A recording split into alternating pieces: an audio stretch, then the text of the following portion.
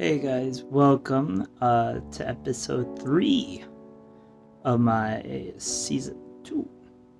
I know that it's been a minute since I haven't done that last video. It wasn't because I was being lazy or anything, right? But it's because I wanted to make sure that you guys were able to get through a bunch of skill stuff because we were focusing on one, historical thinking, right? That is sourcing, corroboration, contextualization, and close reading. And then the other thing we had to focus on was, the criteria of civilization, themes of civilization. And now you should have been doing like a deep dive with that kind of stuff with Mesopotamia and with you're about to start ancient Egypt. I know it's been a lot, but we do have to pick up the pace and everything. But it's good. You guys are definitely working hard. I'm proud of you. And yeah, so here are some things that I wanted you to get from the Mesopotamia packet. 1. Is it a perfect civilization? No. They're working on a lot of stuff. It's a bunch of like debugging, I guess you could almost say. It's like saying, okay, how do I lay the groundwork for what civilization should be? And that's why it won't have all the criteria of civilization, but it does have the themes. Because the themes of civilization are more like suggestions. These are things you should have. Right? The criteria is what things you must have. And that will be at the end of Mesopotamia. Definitely not in the beginning. And the beginning, remember, is the Neolithic Revolution. So, what do I want you to focus on now? I wanted you to focus on, first of all, the creation of social classes, which is something we're going to be talking about all throughout the year. The idea of, how people define what class everyone else should be in.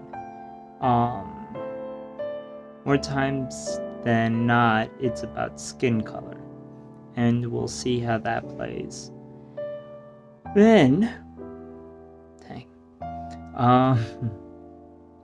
what I wanted you to focus on was how they maintain those social classes. And that was through their rules, like Hammurabi's code. They made it systemic.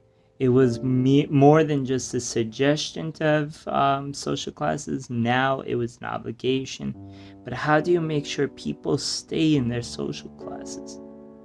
And that's why you have those rules, the Hammurabi's code.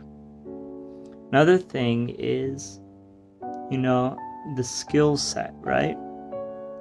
So, in order to kind of like trick people into also staying in social classes, you had to give them certain skills as well. If someone like doing like hunting, okay, great, let them do the hunting. If they're really bad at hunting, but they do enjoy it, well, you're not going to keep them there. So that's another one of the reasons why they have to kind of like work out what is what. Then finally, what I wanted you to focus on was, of course, the geography and interactions with other groups of people. You see, those trade routes were more than just trade routes of goods. They were also trade routes of information. And if you look at the Amarna letters, you'll see that there were interactions with the ancient Egyptians. Those letters were not very innocent. If you read them correctly, you'll see that basically, if you did it correctly, it was two brothers. They each got a kingdom. The father stiffed the Babylonian king and gave the Egyptian one all the wealth. And so the Babylonian tried to like cheese his way into getting his part of the inheritance that he never got. And then the brother in Egypt was like, no, this is my money. And so what ended up happening was somehow thieves started to attack all the ancient Egyptian stuff. An ancient Egyptian king was, asking his brother for help, and the Babylonian king was like, dang, you really got a problem there. I could help you, if you, share some of that money, right? If you pay me, if you send, some of that gold. And so the ancient Egyptian brother, who didn't want to be attacked, started sending the money over.